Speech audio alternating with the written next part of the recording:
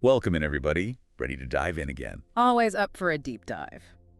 Today, things are going to get a little, well, contagious. Sounds intriguing, but I'm hoping you don't mean the sniffles and sneezing kind of contagious. Not exactly. We're talking about tipping points, those moments when a small change sets off a chain reaction, but not just with germs.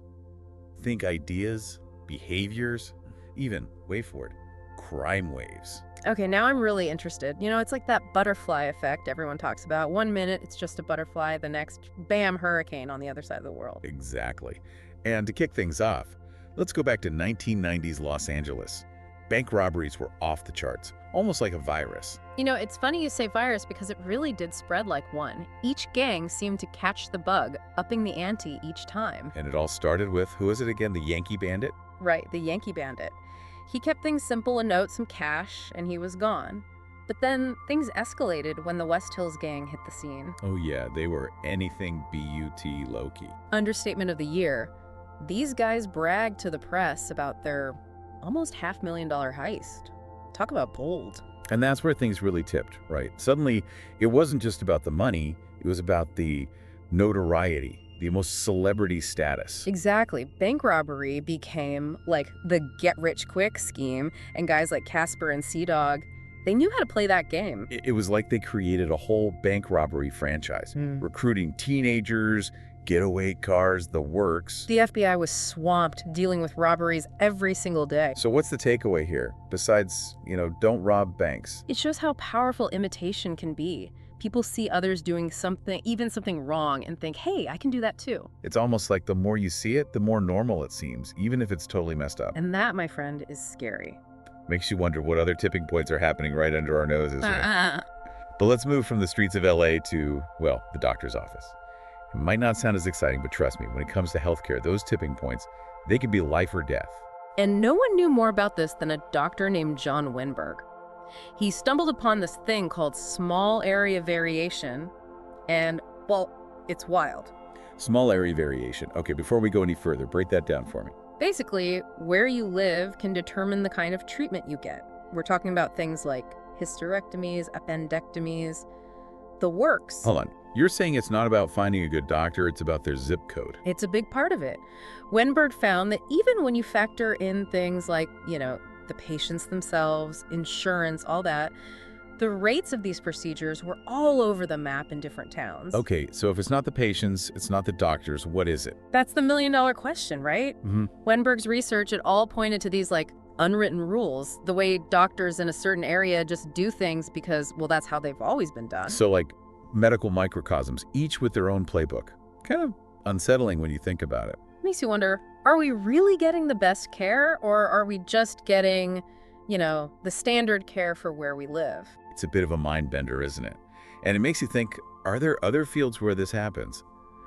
But before we go there, let's talk magic numbers. Magic numbers, they're fascinating. It's like, is there a certain point where, boom, everything changes? Right, like adding one more person to a group can totally shift the energy. And it's not just about the energy. A researcher named Rosabeth Moss Cantor, she found that in groups where one type of person outnumbers another, things can get, well, complicated for the minority. Okay, so you're not just talking about being outnumbered, you're talking about that feeling of being the odd one out. Exactly. Cantor called them skewed groups, and the pressure on that one person, it can be a lot. They become like a representative for their whole group. It's like what Ursula Burns, the former CEO of Xerox, talked about. She was one of the only black women in her engineering program. Right, and everyone kept telling her how amazing and spectacular she was. Which sounds nice, but you could see how it might get old. Exactly. Burns realized later that they weren't just praising her work, they were praising her for being a black woman who could do the work, which is a whole different thing. Okay, so how do we, not fall into that trap? Are we doomed to keep making these same mistakes? Not necessarily. The first step is awareness, right? We have to really check ourselves. Are we judging people fairly, or are we letting stereotypes get in the way? It's like we talked about before, being aware of those single stories and looking for different perspectives. Yes. And that brings us to another aspect of tipping points, the ones that are, shall we say, engineered. Engineered tipping points. Yeah. You've officially piqued my interest. Tell me more. Think about, elite colleges. They're not just looking for smart kids, they're trying to create a specific mix of students, athletes, legacy kids, you name it. It's like they're playing chess with the student body. Exactly. And they use things like sports recruitment to get those pieces in place. I remember reading about this girl, let's call her Jane, stellar tennis player, got into Georgetown, but her grades, not so much. So her athletic skills basically trumped her academic record. Which is interesting, right? Because to get that good at a sport, you usually need, well, money. Private coaches, fancy equipment, it all adds up. So it's like this whole other level of privilege that most people don't even see. Exactly. It's like they say, it's not what you know, it's who you know. But sometimes it's more like, it's not what you know, it's how much money your parents have. It's a lot to unpack. So while these engineered tipping points are trying to create balance, they might actually be making things less fair. It really makes you think, what other invisible forces are out there shaping our world? And that brings us to Overstories. These are the big, unspoken narratives that shape how we see the world. Okay, I'm hooked. Give me an example. Overstories. They're like the puppet masters we never see. That's a great way to put it. And to illustrate, let's rewind to the 1930s California. They were dealing with, believe it or not, opioid abuse back then too. And they came up with this thing, the triplicate prescription law. Triplicate. Okay, you gotta explain this one. So picture this. Every time a doctor wrote a prescription for opioids, they had to make 3 copies. One for the patient, one for the pharmacy, and get this, one for the state. Talk about paperwork. But did it actually make a difference? It did, but not just because of the records. It was more about how it made doctors think about opioids. So it changed the whole, vibe around prescribing these drugs. Exactly. That one little law, it sent a big message.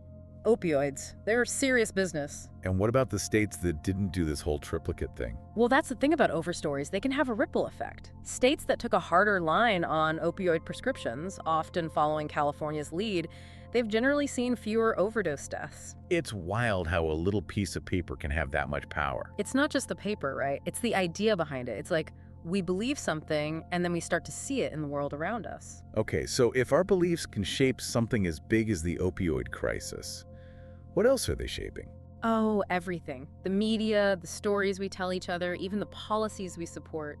It all goes back to these Overstories. So it's like we're all swimming in this sea of narratives, and most of the time we don't even realize it. And that's why it's so important to pay attention, to ask ourselves whose stories are being told, whose voices are we hearing, and more importantly, whose voices are we missing? It's like that saying, there are 2 sides to every story, and then there's the truth. Exactly. We have to be willing to look beyond the surface to question what we think we know. This has been amazing. We've gone from bank robbers in LA to prescription pads to, well, the stories we tell ourselves. Yeah. And it all connects. Because at the end of the day, it's all about these tipping points, these seemingly small things that can set off a chain reaction. And whether we're talking about a virus, an idea, or a simple prescription, understanding these tipping points can help us understand, well, everything. So next time you see something changing, don't just brush it off.